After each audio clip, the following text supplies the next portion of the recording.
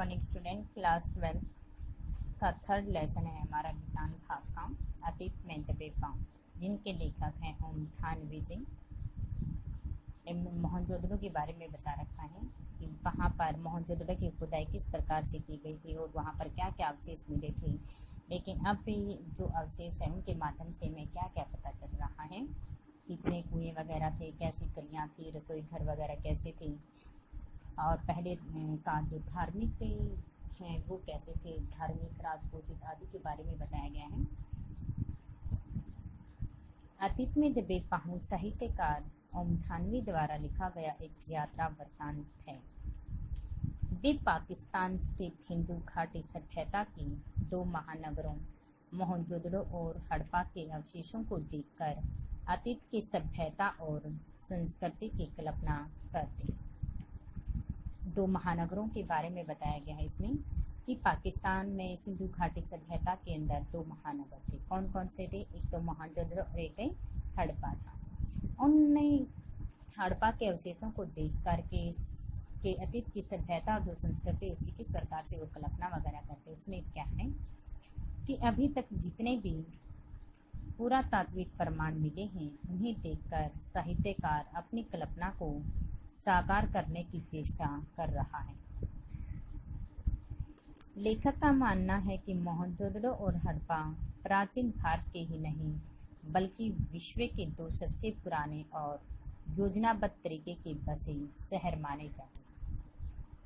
कि जो दो शहर बताए गए हैं हड़प्पा और सब है मोहनजोदड़ो, वे कहते हैं कि ये प्राचीन समय के नहीं है बल्कि संसार के ही पुराने देश हैं। हड़प्पा और संस्कृति जो मोहनजोदड़ो और हड़प्पा जो होते हैं ये संसार के सबसे पुराने योजनाबद्ध तरीके से बसे हुए शहर कहा गया है।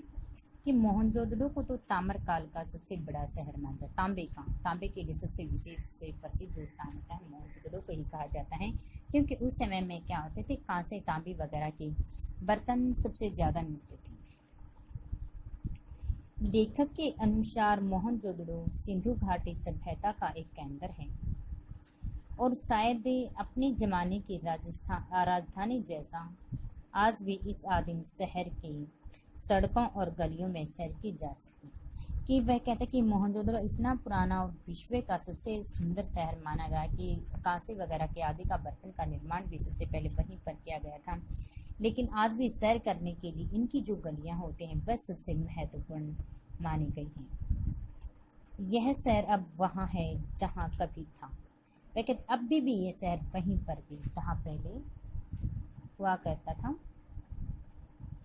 आज भी वहाँ के टूटे फूटे घरों की रसोइयों में गंध महसूस की जा सकती है। वह कहते कि आज भी हम मोहनजोदड़ो के अवशेषों की जब खुदाई कर रहे होते हैं तो उस समय मिट्टी के अंदर से जो गंध आती है उसके माध्यम से हम यह अनुमान लगा सकते हैं कि यहाँ पर हमारे रसोई घर वगैरह हुआ करता था। आज भी शहर के किसी सुनसान रास्ते पर खड़े होकर के बैलगाड़ी के रुनझुन की आवाज़ें सुनी जा सकती हैं। आज भी जहाँ नए शहरों की सुनसान सड़कों पर खड़े होते हैं तो उस समय यानी कि घोड़े बैल वगैरह ज़्यादा हुआ करते थे, जिनके गलों के अंदर घंटी वगैरह बंधी हुई होती थी। वह कहते कि उनके अनुमान के माध्यम से हम आज भी ये पता लगा सकते हैं कि उस समय में बैलगाड़ियों की रुनझुन हमें आज भी ऐसा प्रतीत होता है कि सुनाई पड़ रही है। खंडहर बने घरों की टूटी फूटी सीढ़ियां अब चाहे कहीं न ले जाती हो, चाहे वे आकाश की ओर अधूरी रह गई हो, लेकिन उन अधूरे पायदानों पर खड़े होकर यह अनुभव किया जा सकता है।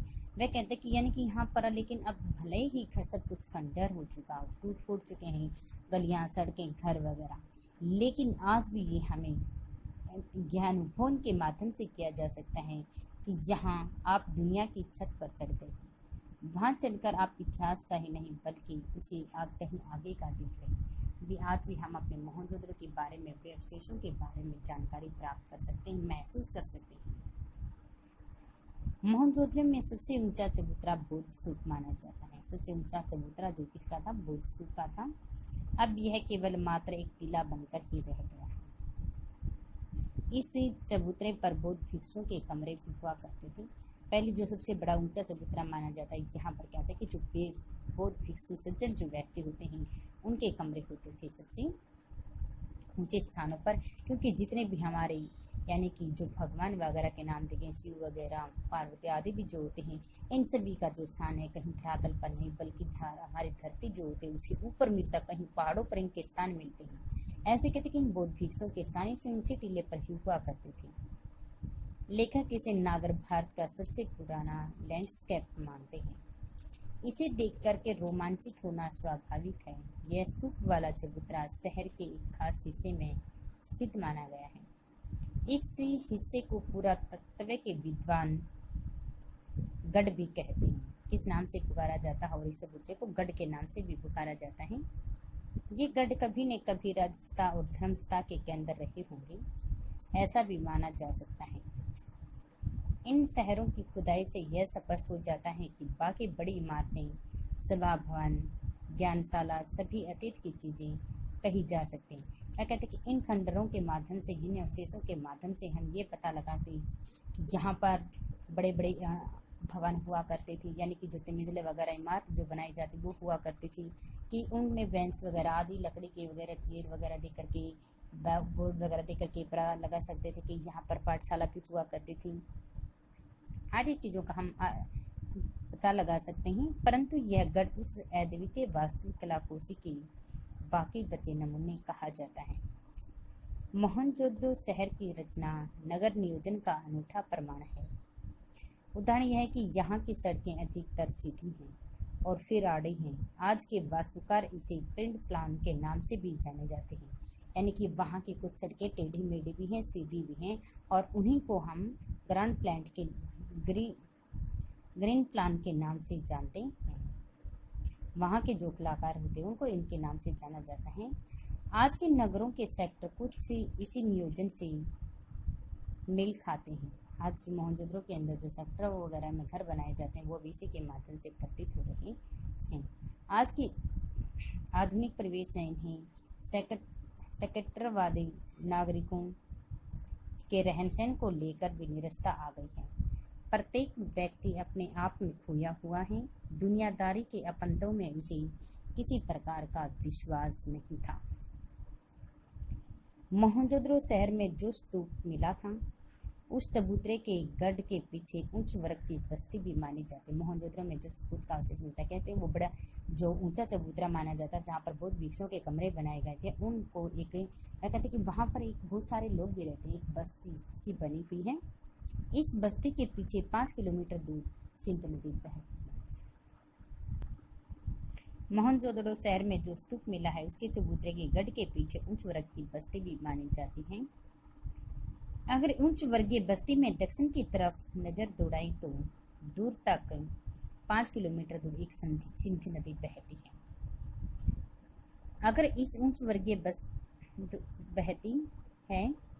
अगर इन उच्च वर्गीय बस्ती के दक्षिण की तरफ नजर दौड़ाए तो दूर तक खंडर टूटे फूटे भी दिखाई देते हैं। वे टूटे फूटे शायद कारीगरों के रहे होंगे, चूंकि निम्न वर्ग के घर इतनी मजबूती सामग्री के नहीं बने होंगे, शायद इसलिए उनके अवशेष भी उनकी गवाही नहीं देते। वह कहते कि जो टूटे फूटे इनका जो घर ऐसे बन चुके हैं, तो वह कहते हैं कि अन्य वर्ग के जो लोग होते हैं उनके मिलेंगे, जो कारीगर वगैरह जो उनका निर्माण कर रहे होते केवल या तो वो इन घरों के अंदर रहते होंगे। उनकी घरों के माध्यम से हमें पता लगा कि उच्च वर्ग और निम्न वर्ग के लोगों के घर कौन कौन से होते हैं।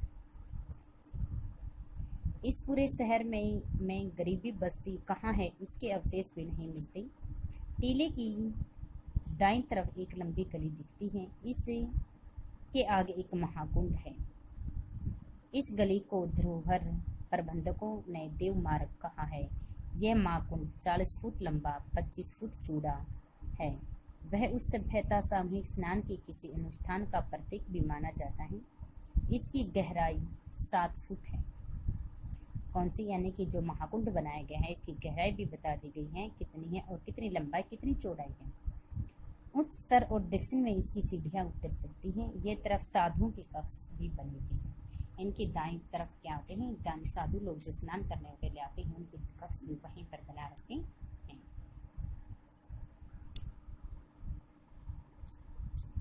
उत्तर में एक पंक्ति में 8 स्नान घर हैं। यहाँ वास्तुकार का नमूना भी कहा जाता है। क्योंकि इन सभी कारोबारों के मुंह एक दूसरे के सामने नहीं खुलते हैं। कुंड के तल में पक्के ईंटों का निर्माण है ताकि कुंड का जो पानी होते हुए किसी प्रकार से बिछ न सके और बाहर का जो गंदा पानी होता है वह हमारे इस महाकुंड में न आ सके, इसलिए इसको पक्के ईंटों का इसका निर्माण भी किया गया है। कुंड के पानी के भरने के पास भी कुआं है। कुएं से पानी बाहर निकालने के लिए नालियां बनी हुई हैं और ये नालियां पक्के ईंटों से बनी हैं तथा ईंटों से ढकी हुई भी हैं। पुरातात्विक वैज्ञानिकों का मानना है कि पानी निकास का ऐसा सुव्यवस्थित बंदोबस्त इससे पहले इतिहास में दूसरा नहीं है। अब इसमें से हमारे कुछ आंसर बने हैं। फर्स्ट है कि सिंधु सभ्यता साधन संपन्न थी पर उसमें भव्यता का आडंबर नहीं है। कैसे कि लेखक ओम धानवी ने अपनी यात्रा के समय जब सिंधु घाटी सभ्यता के जुड़े के दो महानगरों मोहनजोदड़ो और हड़प्पा के घरों, उनकी गलियों, सड़कों, उनके वास्तुकाल से जुड़े सामान को देखा है तो उसे यह अनुमान लगाया जा सकता है कि सिंधु घाटी सभ्यता में केवल जो हड़प्पा और मोहनजोदड़ो शहर है ये केवल हमारे विश्व के सबसे पुराने शहर माने जाते हैं। और फिर वहाँ पर किस प्रकार के जब मोहनजोदड़ो के समय की खुदाई वगैरह की जा रही होती है वहाँ पर किस प्रकार के अवशेष वगैरह मिलते हैं उनके बारे में बताया गया है कि उन्होंने जब मोहनजोदड़ो स्थित एक छोटा सा संग्रहालय देखने के लिए वहाँ पर उन्होंने एक अलग बात अनुभव की है कि संग्रहालय में औजार तो है परंतु हथियार कोई भी नहीं है, परंतु सिंधु से लेकर हरियाणा के खुदाई में मिले अवशेषों के माध्यम से ये गौर किया जा सकता है कि पुरातात्विक विद्वानों में यह सबसे बड़ा प्रश्न रहा होगा। परंतु उनकी सामाजिक तौर तरीके भी किस तरह के रहे होंगे, वहाँ किस प्रकार का अनुशासन है, योजना, वास्तुकार, जल व्यवस्था आदि का सभी का प्रखंड भी देखा गया है। बड़े बड़े सुंदर भवन वगैरह भी देखे गए हैं, मूर्तियाँ, पिरामिड, मंदिर वगैरह आदि खुदाई के समय में जो अवशेष मिलते हैं तो उस समय हमें ये पता लगाया गया है कि जहाँ पर बड़े बड़े राजा महाराजाओं के महल हुआ करते थे, जहाँ निम्न वर्ग के और उच्च वर्ग के लोग रहते थे, कौन कौन से अवशेष मिले हैं, उन बर्तनों वगैरह पर किस प्रकार की चित्रकारी की जाती है, मंदिर वगैरह आदि के अवशेष भी वहाँ पर मिले हैं। ये साधन जो शैली होते उसी के बारे में इन्होंने बताया है। मोहनजोदड़ो की नगर योजना का वर्णन कीजिए। वही बताना कि सिंधु घाटी सभ्यता के अवशेष मिले थे। एक नगर संस्कृति के नाम से इसे जाना जाता है। यहाँ पर मोहनजोदड़ो का नगर बनाने की योजना है। सड़क सीधी भी है, टेढ़ी मेढ़ी है, प्राकृतिक इमारतें हैं, ज्ञानशाला, पाठशाला वगैरह आदि भी हैं। वहाँ पर जो घर वगैरह बनाए गए हैं वे इस तरह के बनाए गए हैं, किसी का दरवाजा आपस में एक दूसरे के सामने नहीं खुलता है। शैली आधुनिक काल में चंडीगढ़ शहर को बसाने से इस्तेमाल भी की गई है कि छोटे बड़े घर भी वहाँ पर हैं। शायद वहाँ पर कम नगर में एक बड़ा घर भी है, शायद घर मुखिया का घर रहा होगा। इसमें 2 आंगन भी हैं, लगभग 20 कमरे हैं। इसके उपासना केंद्र भी हैं जिन्हें रंगरेज का कारखाना था। 2 मंजिला घरों की संख्या भी काफ़ी है।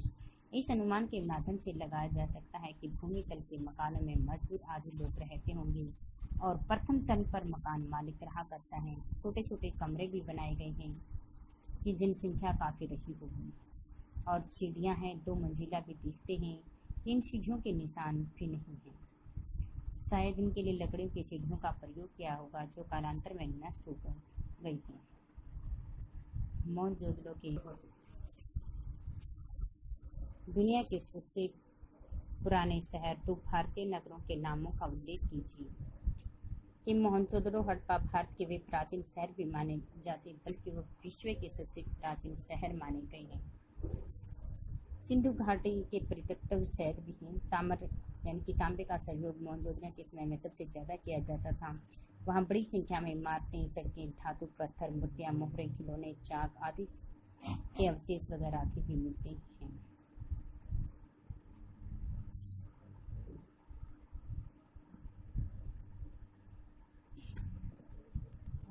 एक ये बना था इसमें कि मोहनजोदड़ो की सड़कों की विशेषता क्या थी। मोहनजोदड़ो की लगभग सभी सड़कें सीधी थी, आड़ी थी और आज से वास्तुकार इसे किसी ग्रिड प्लान के नाम से भी जानते हैं।